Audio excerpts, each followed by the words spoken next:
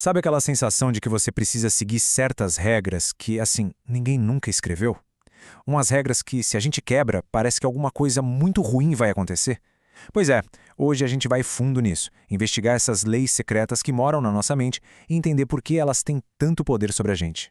Bom, toda boa investigação começa com uma pista, né? A nossa é um sentimento. Um pouco estranho, mas que talvez seja bem familiar para muita gente. Uma sensação misteriosa de que a gente tem que fazer certas coisas.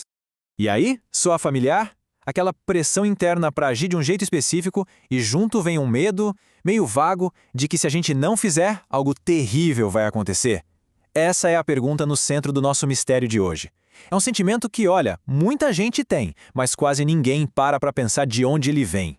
E aqui a gente já tem a primeira grande revelação da nossa investigação. Essa pressão toda não vem de fora, não. Não é uma lei do universo, não é uma ordem de alguém. É, na verdade, o efeito de leis que a nossa própria mente criou. A fonte de tudo isso está dentro da gente.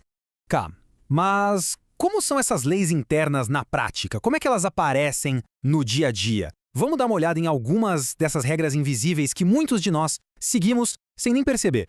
Vamos começar com um clássico dos nossos tempos. A ideia de que o nosso valor está totalmente ligado à nossa capacidade de produzir.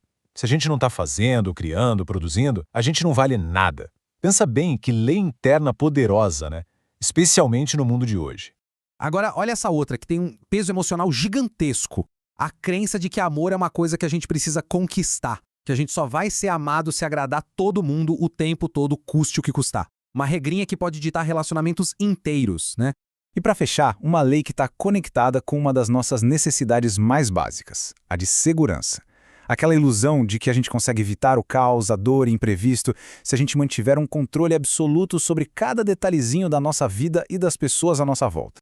Certo. Agora que a gente já viu alguns exemplos, está na hora de dar um nome para essa força tão poderosa.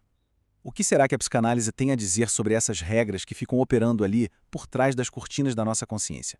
Então, o conceito-chave para isso é o seguinte: leis internas inconscientes. Basicamente, são construções da nossa mente que a gente criou em algum momento da vida e aceitou como verdade. E com o tempo, elas se tornaram tão automáticas que passaram a funcionar como regras absolutas, governando a nossa vida sem que a gente nem perceba. E aqui está o X da questão. O grande problema é que a gente pega essas ideias, que são crenças pessoais, formadas pelas nossas experiências, e eleva elas ao status de lei da natureza. A gente começa a agir como se a regra só tem o valor se eu produzir fosse uma verdade tão real quanto a lei da gravidade, por exemplo. Entender isso leva a gente para o ponto mais importante de todos, a necessidade de separar as coisas. É fundamental conseguir diferenciar o que é crença do que é realidade.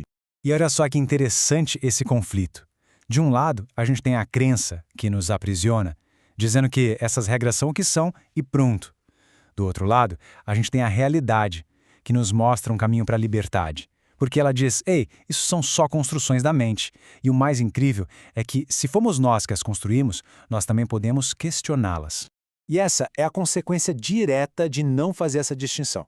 Enquanto a gente acreditar que essas leis são verdades absolutas, a gente vive, na prática, numa prisão mental.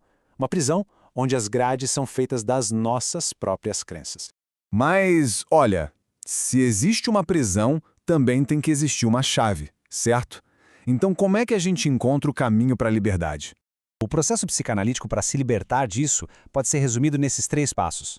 Primeiro, preciso identificar a regra, trazê-la para a luz, dar um nome para ela. Segundo, reconhecer que aquilo é uma crença e não um fato imutável. E o terceiro passo, que é o mais libertador de todos, é ousar questionar aquilo que sempre pareceu inquestionável. No fim das contas, a grande conclusão é esta: a fonte do nosso sofrimento e do nosso aprisionamento raramente está no mundo lá fora. Está, na verdade, na forma como a gente interpreta esse mundo. O poder de mudança de verdade não está em mudar o mundo, e sim transformar a nossa mente. E assim, a gente termina com uma reflexão para levar para a vida. Quais são as suas leis internas? Quais obrigações invisíveis você tem seguido todos os dias, acreditando que elas são inevitáveis?